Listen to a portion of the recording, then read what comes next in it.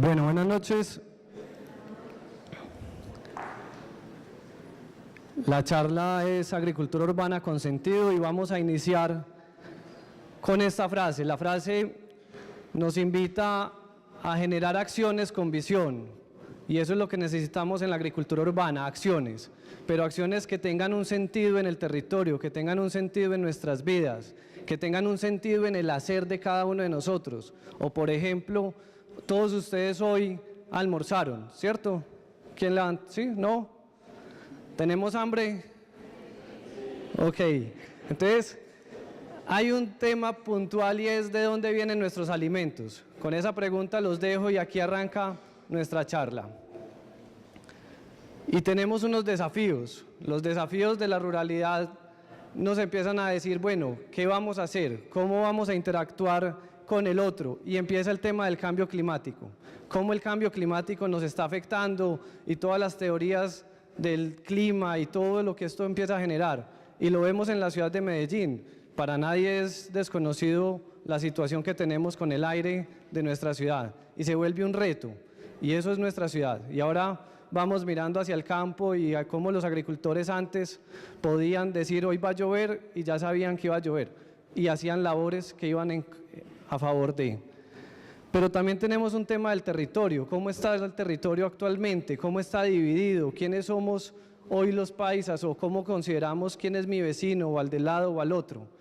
Y ahí empieza a generarse unas relaciones y las relaciones urbano-rurales de todos nosotros, cómo empezamos a generar un tema de cómo soy consciente yo de qué está produciendo un campesino de Medellín o un agricultor de Medellín o de nuestros corregimientos o de otros municipios cercanos y cómo le compro yo su alimento. Y viene el tema de la tecnología y la tecnología desbordó las ciudades y desborda la ruralidad porque todavía no ha llegado la tecnología al campo. Hoy decimos qué nos está haciendo falta y muchas veces nos quedamos con el tema incierto de tecnología y más de uno tiene un smartphone, pero ¿realmente lo sabemos utilizar? Y esos somos los que hemos estudiado.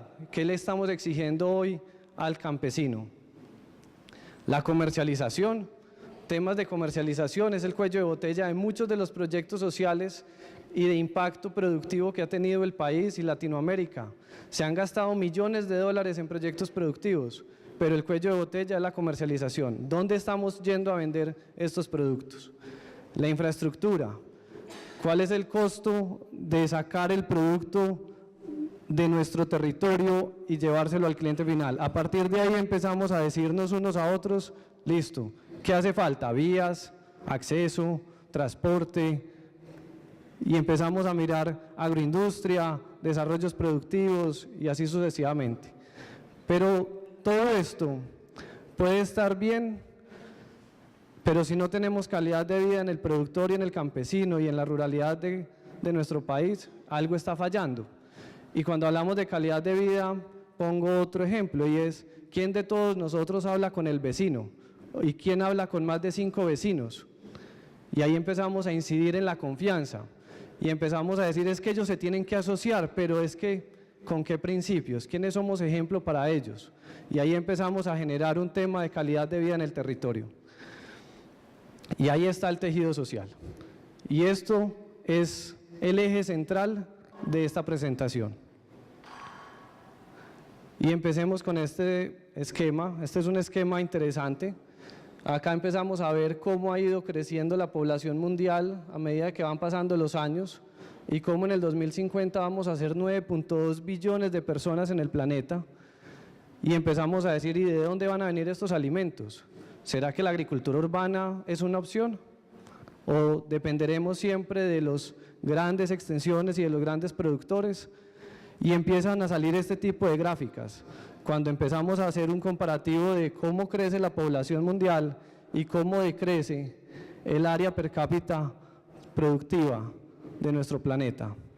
Y empezamos a decirnos, bueno, ¿y la agricultura urbana sí tiene sentido o no? ¿Qué dicen ustedes?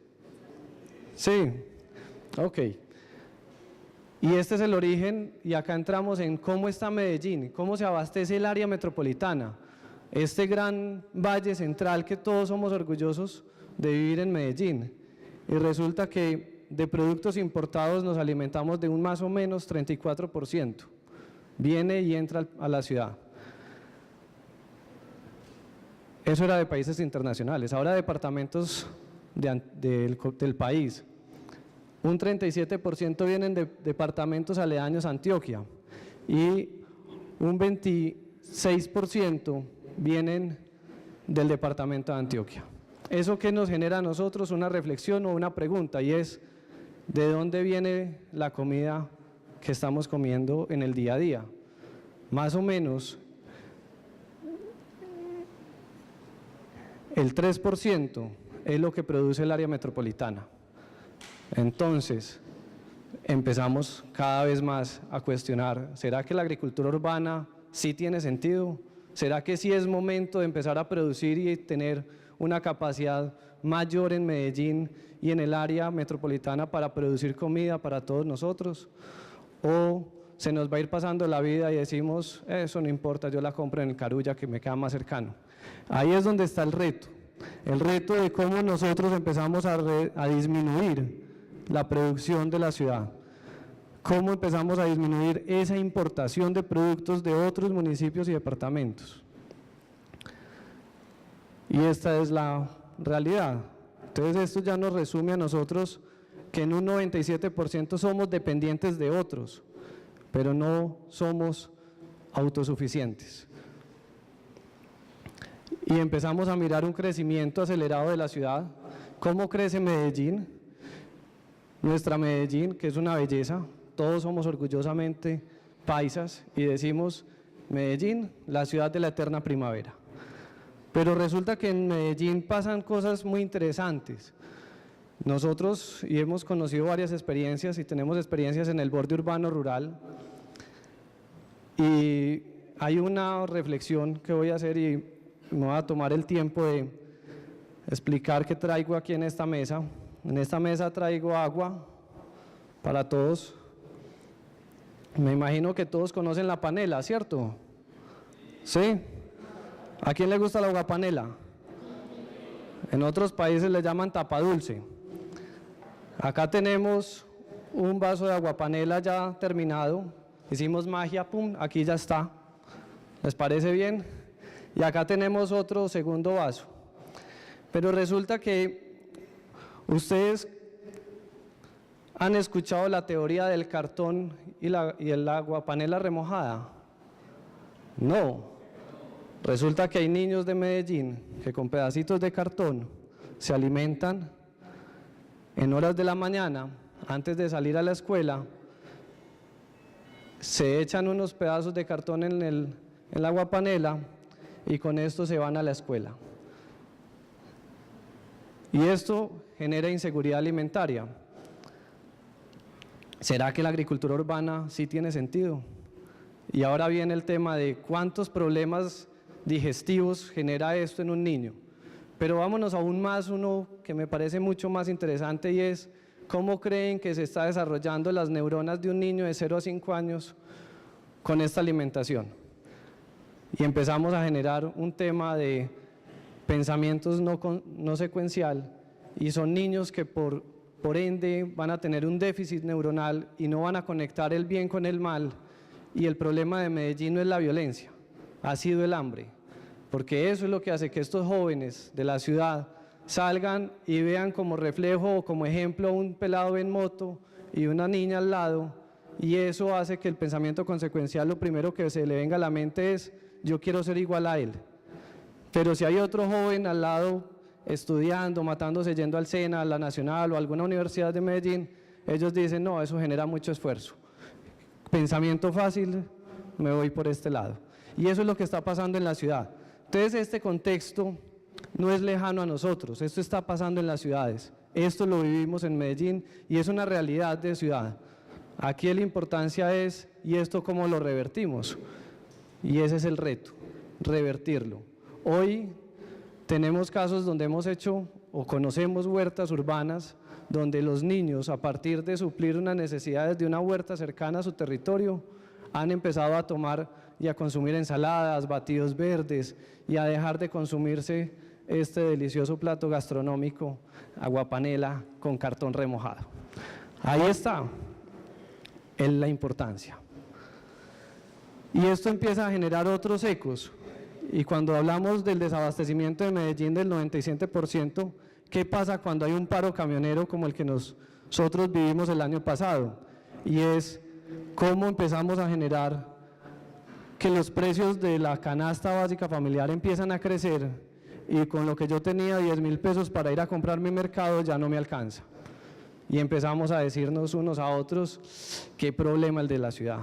Estamos en desabastecimiento, una habichuela con más de la mitad del precio, un frijol, y así sucesivamente empezamos a cuestionarnos. Y para rematar, tenemos la frase del ministro Iragorri, cuando se refiere a la bandeja paisa, cuando ya la bandeja paisa no es tan paisa. ¿Y a quién no le gusta la bandeja paisa? A todos nos gusta. Y resulta que la bandeja paisa, según el ministro, el 100% son productos importados. El arroz viene del Huila, el frijol viene de Chile y Canadá, el plátano del Quindío, y así sucesivamente. Y si fuera el mejor de los casos, solo el 27% sería producto nuestro. Y estas son otras imágenes que se han venido haciendo en proyectos de la ciudad. Estos son retos de ciudad. El reto es cómo se multiplica esto en 10.000 y cómo podemos llegar a tener más proyectos productivos en las ciudades. Y que esto sirva de ejemplo del sí se puede, porque esto realmente vale la pena. Realmente tenemos una visión de ciudad, una visión de territorio y más allá de, tenemos una visión de tejido social. Una visión que al hecho de yo poner una huerta en uno de estos barrios de Medellín, hemos logrado generar que se rompan las barreras invisibles y el conflicto armado que tenía uno con otro y se vuelven territorios de paz. Eso es lo que tenemos acá, llegar a los mercados campesinos, sacar habitantes de la calle, llevarlos a un esquema de exhabitantes de calle y tenerlos en granjas productivas y a partir de ahí reincorporar a más o menos 93 de estos jóvenes hasta la fecha a sus familias y a empleo digno en la ciudad y en fincas agropecuarias. Y como la agricultura es de todos, cierro con esta frase: la agricultura no es solo de quien la produce, es de quien la trabaja, la enseña, la consume, la protege, en fin, es de todos porque todos necesitamos de ella. Muchas gracias.